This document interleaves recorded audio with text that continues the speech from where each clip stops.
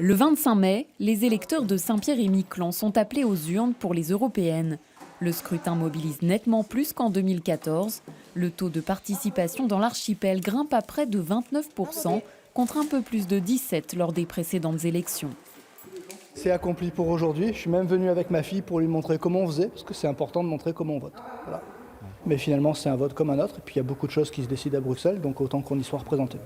Je vote à chaque fois. Je viens toujours voter, même là, c'est... Enfin, ça intéresse quand même le territoire. Alors, je viens faire mon devoir. Les résultats sont communiqués le lendemain, le temps que les électeurs des autres territoires français et européens aient tous voté. Localement, le Rassemblement national arrive en tête avec 24% des voix, devant la liste Renaissance soutenue par La République en marche et la liste Europe Écologie Les Verts. Des résultats identiques à ceux dévoilés au niveau national. En mai, la Semaine de l'Europe s'était déjà invitée sur le territoire en mettant le Portugal à l'honneur. Archipel Développement veut notamment toucher les jeunes, comme lors de cette intervention dans une classe. On a pu vraiment connaître comment l'argent est dépensé ici à Saint-Pierre-et-Miquelon, comment c'est utilisé pour améliorer et aménager le territoire.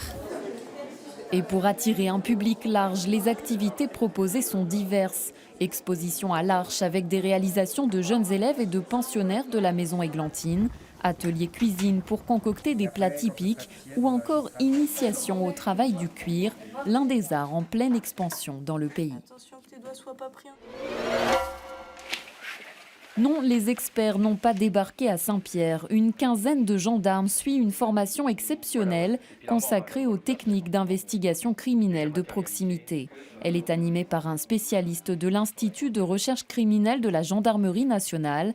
La brigade peut actualiser ses connaissances et profiter même d'un enseignement plus poussé, étant donné l'isolement de l'archipel. Le sport après le cancer, c'est l'objet de la formation suivie par une douzaine d'éducateurs sportifs et professionnels de santé dans l'archipel. L'idée est de pouvoir prendre en charge les personnes ayant eu un cancer dans le cadre de cours collectifs destinés à tous les publics. La séance doit à la fois apporter du bien-être et avoir un impact sur les capacités physiques. Une formation proposée par Action Prévention Santé est dispensée par 2 représentants de la Fédération nationale, CAMI Sport et Cancer. La ligne là, sur le... Tu essaies de la suivre. Une journée pour dépasser ses préjugés. Le duo D prend de l'ampleur dans l'archipel. Plusieurs entreprises jouent le jeu en accueillant des personnes en situation de handicap.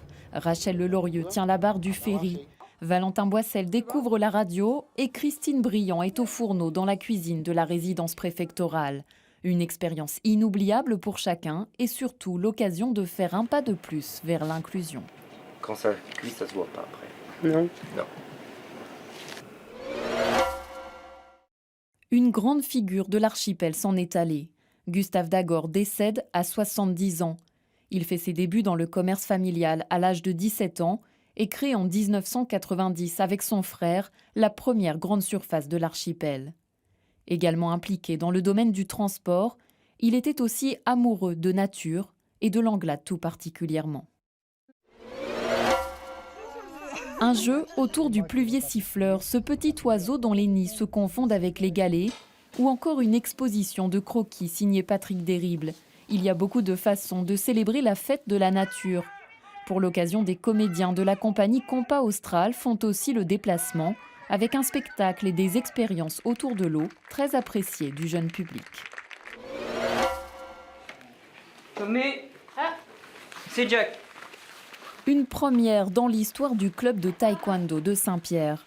Enguerrand Leroux arbitre 2 compétitions officielles à Lyon. Seul représentant des Outre-mer, il se classe parmi les 10 meilleurs lors de cette Coupe de France.